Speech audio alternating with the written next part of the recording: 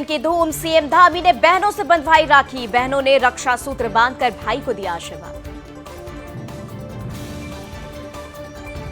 सरकार ने दिया राज्य आंदोलनकारियों को बड़ा तोहफा, परिवार को मिलेगा सरकारी नौकरियों के 10% का आरक्षण।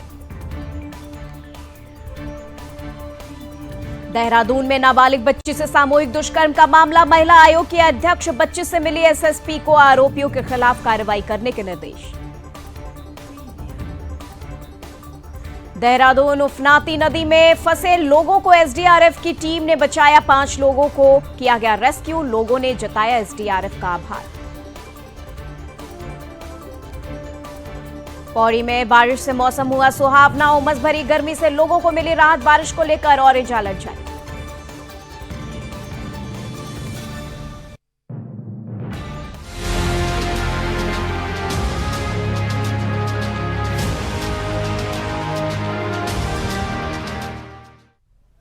नमस्कार, सुदर्शन न्यूज देख रहे हैं आप। मैं हूं आपके साथ निमिष सिन्हा। चलिए इस वक्त उत्तराखंड की खास खबरों पर हम नजर डालेंगे और सबसे पहले बात करते हैं उत्तराखंड के राज्यपाल ने राज्य आंदोलनकारियों और उनके आश्रितों को सरकारी नौकरी में 10% क्षैतिज आरक्षण के विधेयक को मंजूरी दे दी है। जी हां, ये बड़ी खबर और अच्छी खबर आप तक पहुंचा रहे हैं, जिसके बाद मुख्यमंत्री पुष्कर सिंह धामी ने कहा है कि राज्य आंदोलनकारी हमारे लिए सदैव सम्मानित रहे हैं और हम उनके सपनों का उत्तराखंड बनाने के लिए प्रतिबद्धता से कार्य कर रहे हैं। इस विधेयक के पास होने से राज्य आंदोलनकारियों और उनके आश्रितों को सरकारी नौकरी में प्राथमिकता मिल सकेगी और शीघ्र ही इस विधेयक को लागू किया जाएगा। इस निर्णय से उत्तराखंड के आंदोलनकारियों में खुशी की लहर देखी जा रही है, क्योंकि ये उनके संघर्षों का सम्मान है और उनके परिवारों के लिए एक सुरक्षित भविष्य का आश्वासन है। उत्तराखंड सरकार का ये कदम राज्य के विकास में आंदोलनकारियों के योगदान को पहचानने और सम्मानित करने की दिशा में एक महत्वपूर्ण कदम है।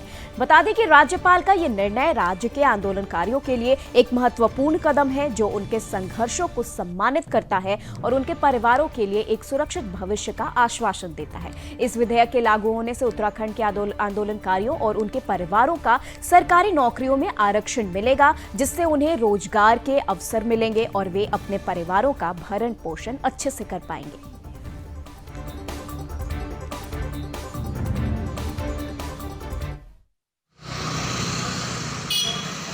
उत्तराखंड राज्य निर्माण में राज्य आंदोलनकारियों का बहुत बड़ा योगदान रहा है, इसलिए उनके जो अधिकार हैं उनके अधिकारों को सुरक्षित करने के लिए 10% का क्षैतिज आरक्षण उनको प्राप्त हो और उसको सुनिश्चित करने के लिए विधानसभा में विधेयक लाया गया है और विधेयक लाकर उसको पारित किया गया। 7 फरवरी 2024 को माननीय राज्यपाल महोदय की स्वीकृति के लिए उसको भेजा गया था। महामहिम राज्यपाल महोदय के द्वारा उस विधेयक को स्वीकृति प्रदान कर दी गई है। अब कानूनी रूप से ये विधेयक बनकर पूरी तरह से लागू हो जाएगा और जो हमने पहले ही कहा था कि उत्तराखंड आंदोलनकारियों के हक सुरक्षित रहने चाहिए, उनको आरक्षण का लाभ मिलना चाहिए, राज्य निर्माण में उनकी भूमिका है। निश्चित रूप से हमने जो सरकार कहती है वो करती है। हम शुरू से ही कहते आए हैं कि राज्य आंदोलनकारी हमारे लिए प्राथमिकता में है, महिलाएं हमारी प्राथमिकता में, हमने वो भी आरक्षण किया था और यह भी आरक्षण कर दिया है। मैं सभी आंदोलनकारियों को, उनके आश्रितों को अब विधेयक पारित होने पर सबको मैं बधाई देता हूँ।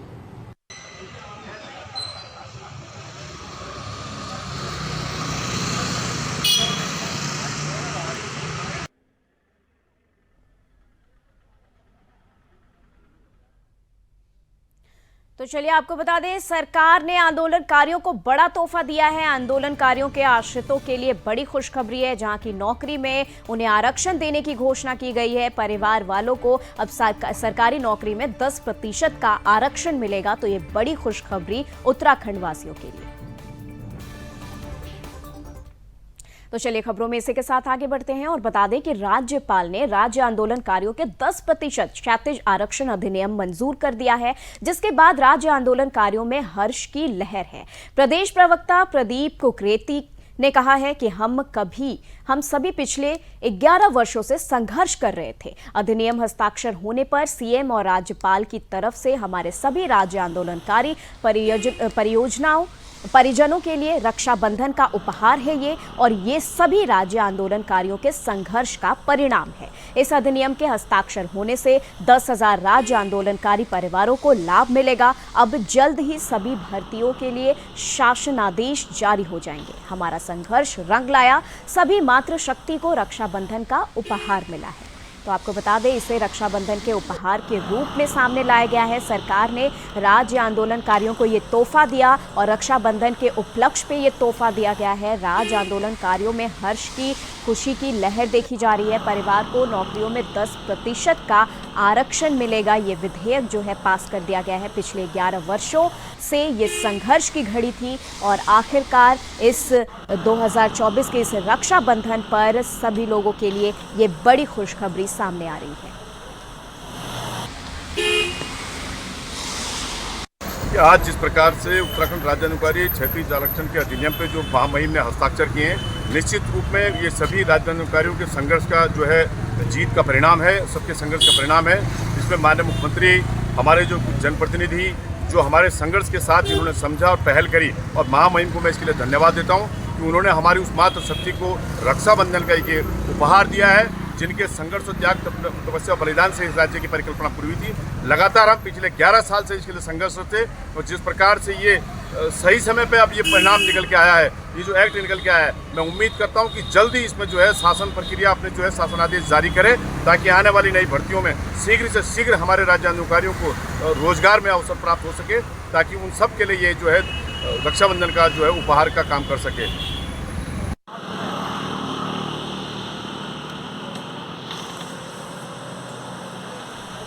तो बता दें आपको, यहाँ पर बड़ी खुशखबरी पूरे उत्तराखंड के लोगों को दी गई है, जहां पर 10% आरक्षण, नौकरियों में 10% आरक्षण की जो मांग थी उस पर अब मुहर लग गई है। आंदोलनकारियों के परिवार को अब सरकारी नौकरी में 10% का आरक्षण मिलेगा, और रक्षाबंधन के इस मौके पर इस विधेयक को पास किया गया है और सभी आंदोलनकारियों के परिवारों को, उन लोगों को ये बड़ा तोहफा दिया गया है।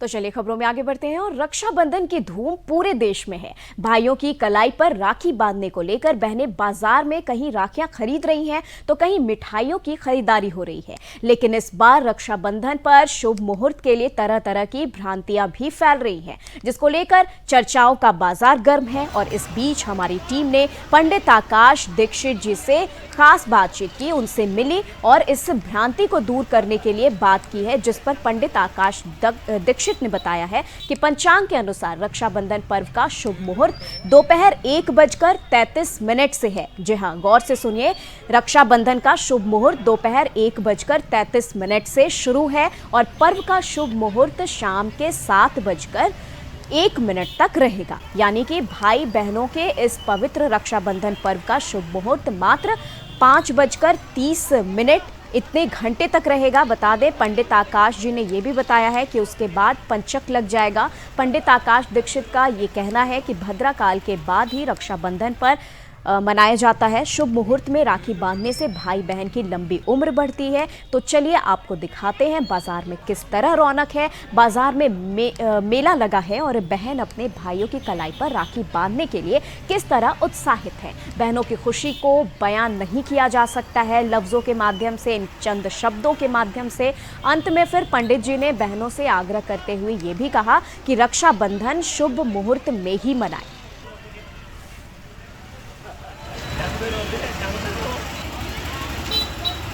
राम जय श्री कृष्णा। जो रक्षाबंधन का त्यौहार है उसको लेके बहुत सारे लोगों ने भ्रांतियाँ फैला दी हैं कि भद्रा तिथि आ रही है और किस समय हमें करना चाहिए, किस समय हमें ये नहीं करना चाहिए। तो श्रावण शुक्ल पक्ष की पूर्णिमा तिथि के दिन रक्षाबंधन का पर्व मनाया जाता है, जो कि भाई और बहन के लिए बहुत ही शुभ माना गया है। उस दिन भाई की कलाई पे बहन जो है एक पवित्र रक्षा सूत्र बांधती है, जिससे भाई की रक्षा होती है। उस दिन के त्यौहार के लिए कुछ लोगों ने कहा है कि भद्रा का समय है और वो पाताल में वास करती है, इसलिए भद्रा का कोई प्रभाव नहीं रहेगा, रक्षाबंधन किसी भी समय मना सकते हैं। लेकिन ऐसा नहीं है, क्योंकि मैं पंचांग लेकर के बैठा हूँ जिसमें लिखा हुआ है कि भद्रा जो है 13:33 यानी कि 1:33 दोपहर तक रहेगी। उसके बाद सर्वार्थ सिद्धि योग लग जाएगा, यानी कि रक्षाबंधन का जो त्यौहार है वो भद्रा के उपरांत मनाया जाएगा। इसमें साफ साफ लिखा है कि रक्षाबंधन भद्रोपरांत यानी कि भद्रा के उपरांत मनाया जाएगा। और इसका शुभ मुहूर्त जो है 1:33 से लेकर के शाम को 7:01 तक, क्योंकि यहाँ पंचक 7:01 पे लगने वाले हैं, इसीलिए ये शुभ मुहूर्त जो रहेगा वो 1:33 तक और शाम को 7:01 तक रहेगा। सबसे पहले सभी बहनों को महापर्व रक्षाबंधन की बहुत बहुत बधाई देता हूँ। और ये इतना हर्षोल्लास के साथ ये पर्व मनाया जाता है। हमारी प्यारी बहन, ये छोटी मेरी बहन भी आई हुई है, और यहाँ पर जो है भीड़ इतनी है बहनों का, कुछ मैं शब्द मेरे पास नहीं है बयां करने के लिए। बहनों ने इस बाजार को बहुत सुनहरा सजा रखा है, और सभी व्यापारी इतने राखी बेच रहे हैं, सभी खुश हैं इस बार। ये पर्व जो है हमारा रक्षाबंधन, जब द्रौपदी जी का चीरहरण हुआ था तब भगवान श्री कृष्ण ने अपनी द्रौपदी जी ने जब उनका आह्वान किया था तो श्री कृष्ण जी ने उनकी रक्षा की थी। उसी से जब से और अब तक वही पर्व मनाया जा रहा है। भाई अपनी बहन की रक्षा करता है मरते दम तक। भाइयों के साथ बहनें क्या बताऊँ इसके लिए, वो अपना तिलक करेंगी, मिठाइयाँ लेके आएंगी, नए नए राखी सुशोभित करती हैं कलाइयों पे, भैया की दीर्घ आयु की कामना करती हैं। कल रक्षाबंधन का त्यौहार है। सभी बहनें अपने भाइयों को तिलक करके राखी बांधेंगी और ये त्यौहार बहुत ही हर्षोल्लास के साथ मनाया जाता है। सभी बहनें अपने भाइयों की दीर्घायु के लिए कामना करती हैं। आज मैं जसपुर के मार्केट में आई हूँ और वंश गिफ्ट एम्पोरियम से राखी खरीदने के उपलक्ष्य में बाजार में आई हूँ। यहाँ पे आके बाजार में बहुत अच्छी रौनक देखने को मिली।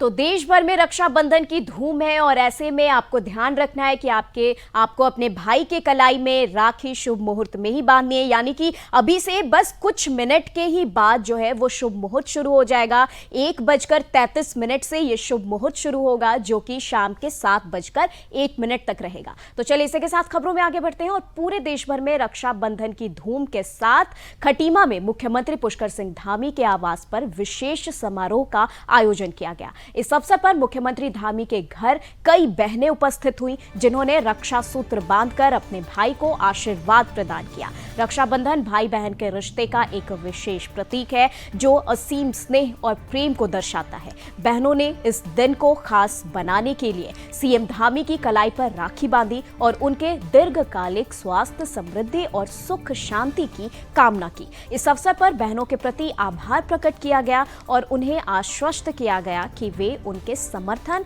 और प्रेम की रक्षा करेंगे। उन्होंने कहा कि भाई बहन का यह रिश्ता सिर्फ एक त्योहार नहीं, बल्कि एक अनमोल संबंध है, जिसे शब्दों में नहीं बांधा जा सकता। रक्षाबंधन का ये पर्व केवल भाई बहन के रिश्ते को मनाने का दिन नहीं है, बल्कि ये आपसी भाईचारे, प्रेम और समर्पण का भी प्रतीक है। सीएम धामी ने सभी प्रदेशवासियों को रक्षाबंधन की शुभकामनाएं दी और इस अवसर पर प्रदेशवासियों को इस त्योहार की खुशियों में शामिल होने के लिए आमंत्रित भी किया।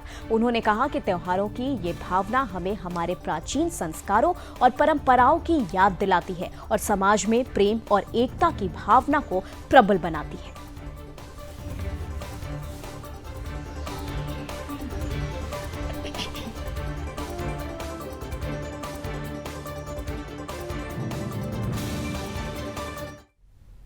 इसी के साथ सीएम पुष्कर सिंह धामी बीते रविवार को राजकीय महाविद्यालय अमोड़ी में रक्षाबंधन के अवसर पर आयोजित कार्यक्रम में भाग लेने पहुंचे, जहां सीएम धामी ने 26 योजनाओं का लोकार्पण और शिलान्यास किया। इस अवसर पर बड़ी संख्या में महिलाओं ने सीएम की कलाई पर रक्षा सूत्र बांधे और उनके दीर्घायु की कामना की। इस दौरान सीएम धामी ने कई घोषणाएं की हैं और विभिन्न योजनाओं के अंतर्गत महिला लाभार्थियों को चेक वितरण भी किया गया और जिला खनन न्यास निधि से पशुपालन विभाग को उपलब्ध कराई गई एक एम्बुलेंस और पुलिस विभाग को आपदा प्रबंधन अंतर्गत उपलब्ध कराई गई 3 बाइक को हरी झंडी दिखाकर रवाना किया गया और इसके साथ ही बेहतर कार्य कर रही महिलाओं को सम्मानित भी किया गया है। मुख्यमंत्री ने सभी महिलाओं को रक्षाबंधन की शुभकामनाएं देते हुए कहा कि चंपावत उनका घर है और यहाँ का घर कोई उनका परिजन है। उन्होंने कहा वो हर स्थिति में अपने परिजनों और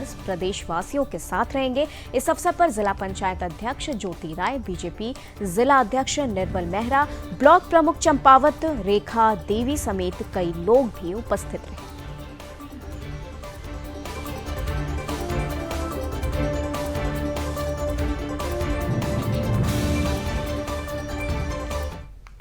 चलिए खबरों में आगे बढ़ते हैं और बता दें कि हाथीबड़ कला कैंप कार्यालय में रक्षाबंधन कार्यक्रम का आयोजन किया गया। कैबिनेट मंत्री गणेश जोशी को बहनों ने उनकी कलाई पर राखी बांधी और उनके दीर्घायु होने की कामना भी की। राखी बांधने के बाद कैबिनेट मंत्री गणेश जोशी ने सभी बहनों को उपहार भेंट किए और मिठाई भी वितरित किया। इस अवसर पर कैबिनेट मंत्री गणेश जोशी ने रक्षा सूत्र बंधवाकर उनकी रक्षा का वचन भी दिया। कैबिनेट मंत्री गणेश ने प्रदेशवासियों को रक्षाबंधन पर्व की बधाई और शुभकामनाएं दी है। उन्होंने कहा है कि रक्षाबंधन का पर्व भाई बहन के पवित्र रिश्ते का प्रतीक है। ये त्योहार आपसी भाईचारे के साथ ही जीवन में उमंग और उत्साह का संचार करते हैं और त्योहार हमारी पहचान होती है। उन्होंने कहा कि प्राचीन संस्कृति को बनाए रखने में त्योहारों की महत्वपूर्ण भूमिका होती है।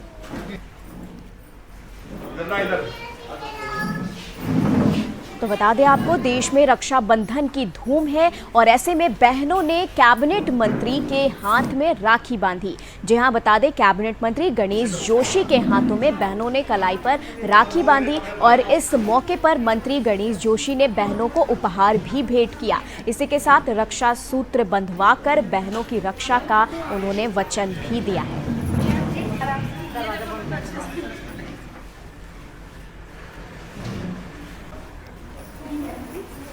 तो बता दें आपको, केंद्रीय मंत्री गणेश जोशी, कैबिनेट मंत्री गणेश जोशी के हाथों पर राखी बंधी। सभी बहनों ने उनकी कलाई पर राखी बांधी है। कैबिनेट मंत्री गणेश जोशी ने अपनी बहनों को उपहार दिया है सभी को और सभी के रक्षा का वचन भी दिया है।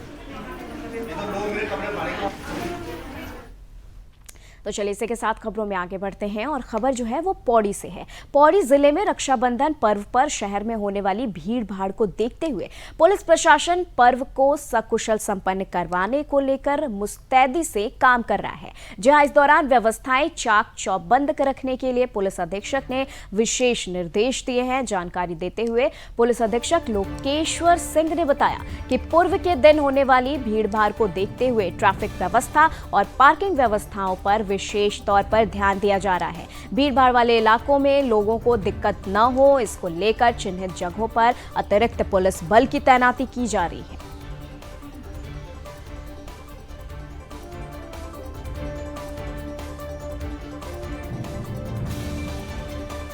तो बता दें आपको, पौड़ी जिले से ये खबर, जहां की रक्षाबंधन को लेकर सुरक्षा व्यवस्था चाक चौबंद की गई है। बता दें, पूर्व सकुशल संपन्न कराने के लिए पुलिस अलर्ट मोड पर है। भीड़ भाड़ वाले स्थानों पर पुलिस की तैनाती की गई है। तो ये खबर आपको बता रहे हैं रक्षाबंधन से जुड़ी, जहां की पौड़ी जिले से ये खबर है, जहां शहर में सुरक्षा व्यवस्था चाक चौबंद किए गए हैं। रक्षाबंधन पर्व को लेकर पुलिस यहां अलर्ट मोड पर दिख रही है। शांतिपूर्ण तरीके से ये त्योहार मनाया जा सके, इसको लेकर जो पुलिस प्रशासन है वो पूरी तरीके से सुरक्षा व्यवस्था के कड़े इंतजाम किया है उन्होंने। और बता दें, जो मार्केट एरिया है, भीड़ भाड़ वाली एरिया है, यहाँ पर पुलिस की तैनाती भी की गई है।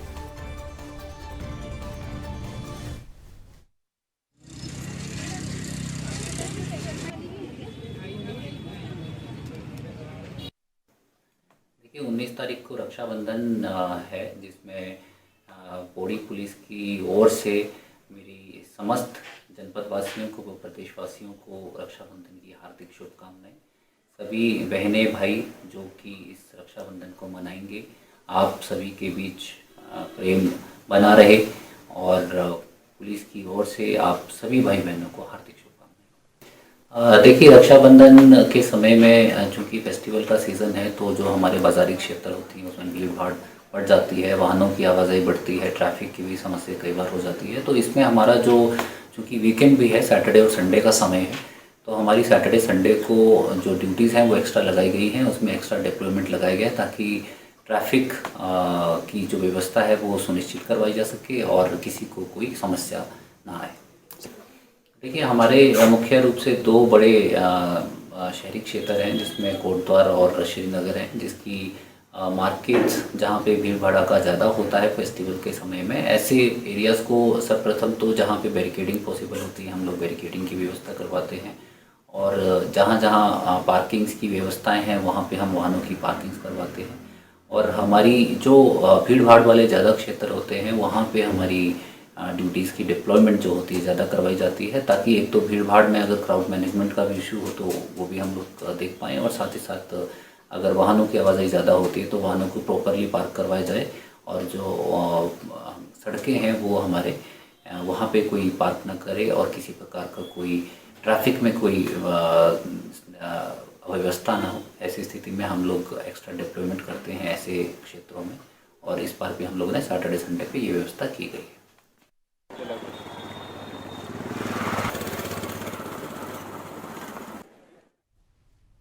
तो चलिए, यहाँ रक्षाबंधन के मौके पर पार्किंग से लेकर सुरक्षा व्यवस्था चाक चौबंद किए गए हैं। इसी के साथ खबरों में आगे बढ़ते हैं। रक्षाबंधन के त्योहार को लेकर हरिद्वार के बाजारों में काफी रौनक दिखाई दे रही है।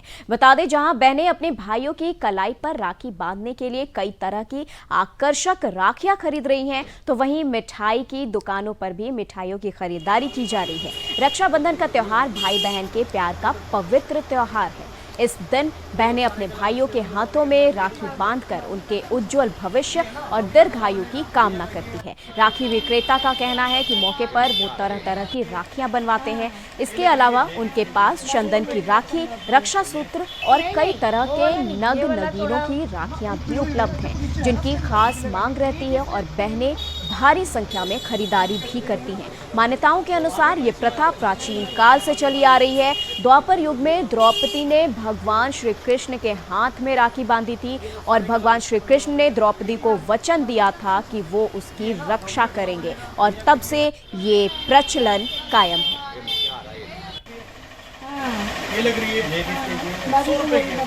तो आपको बता दें कि हरिद्वार से खबर आप तक पहुंचा रहे हैं, जहां रक्षाबंधन पर्व को लेकर बाजारों में धूमधाम दिख रही है, बाजारों में रौनक दिखाई दे रही है। ऐसे में राखी विक्रेताओं का कहना है कि उनके पास तरह तरह की राखियां उपलब्ध हैं।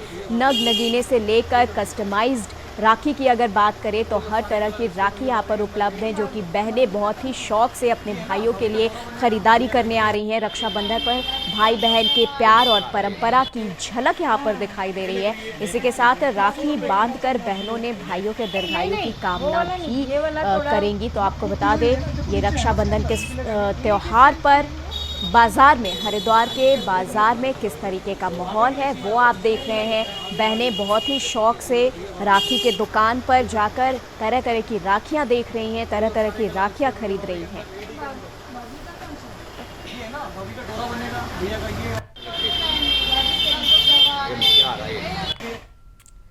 चलिए खबरों में आगे बढ़ते हैं और रक्षाबंधन समारोह के अवसर पर सीएम धामी ने सुमंगलम बैंक्वेट हॉल बनबसा में सीएम सशक्त बहना उत्सव योजना में हिस्सा लिया और नारी शक्ति का अभिनंदन कर रक्षाबंधन के पावन पर्व की हार्दिक बधाई और शुभकामनाएं दी। इस अवसर पर नारी शक्ति ने सीएम को तिलक लगाकर रक्षा धागा बांधकर अभिनंदन और स्वागत किया। सीएम ने विभिन्न क्षेत्रों में उत्कृष्ट कार्य करने वाली महिलाओं को भी सम्मानित किया है। इस अवसर पर सीएम ने बनबसा भ्रमण के दौरान क्षेत्र के विकास के लिए 2 घोषणाएं की। इस अवसर पर सीएम धामी ने स्वयं सहायता समूह की महिलाओं की भी सराहना की है। इस अवसर पर बीजेपी जिलाध्यक्ष निर्मल मेहरा, विधायक प्रतिनिधि, जिला प्रभारी समेत कई लोग भी शामिल हुए।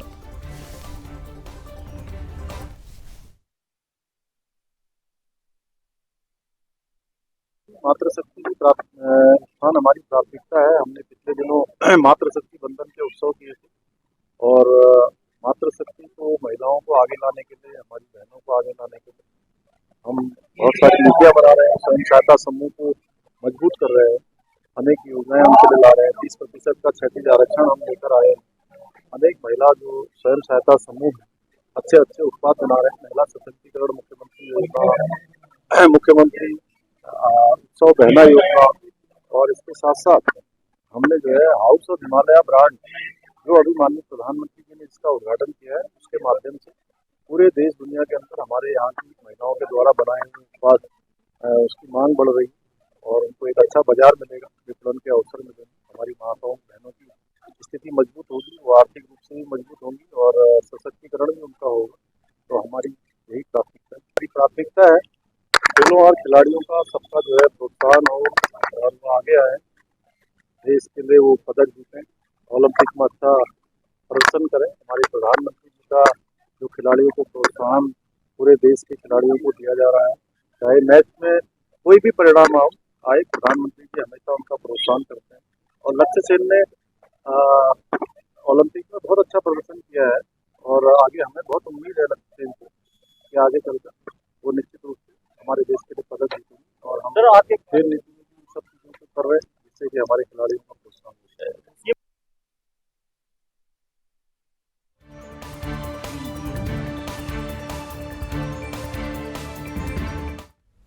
खबरों में आगे बढ़ेंगे और बात करते हैं सहसपुर के पास आसन नदी की, जहां पर अचानक जलस्तर बढ़ने से कुछ लोग नदी में फंस गए हैं। ये खबर सामने आ रही है, जहां थाना सहसपुर के समय 8:40 पर सूचना मिली थाना को और कुछ लोग नदी के बीच फंसे हुए हैं, ऐसी सूचना बताई गई। सूचना पर पोस्ट डाक पत्थर से एसडीआरएफ की टीम, जिसमें अपर उप निरीक्षक सुरेश तोमर शामिल थे, घटनास्थल के लिए रवाना हो गए और स्थानीय पुलिस की टीम भी इस बचाव कार्य में एसडीआरएफ के साथ शामिल हो गई। एसडीआरएफ और स्थानीय पुलिस ने मिलकर संयुक्त रूप से बचाव कार्य शुरू किया है। टीम के प्रभारी ने बताया कि इस संयुक्त प्रयास से 5 व्यक्तियों को सुरक्षित नदी से बाहर निकाला गया है। इनके साथ ही टीम ने 5 पशुओं का भी सफलतापूर्वक रेस्क्यू किया है। रेस्क्यू ऑपरेशन के सफल समापन के बाद एसडीआरएफ और स्थानीय पुलिस की टीमों ने मिलकर घटनास्थल का निरीक्षण किया और सुनिश्चित किया कि क्षेत्र में अब कोई और खतरा नहीं है। ग्राम तिपरपुर के लोगों ने रेस्क्यू हेतु इस संयुक्त टीम की बहादुरी और समर्पण के लिए उनका आभार व्यक्त किया है।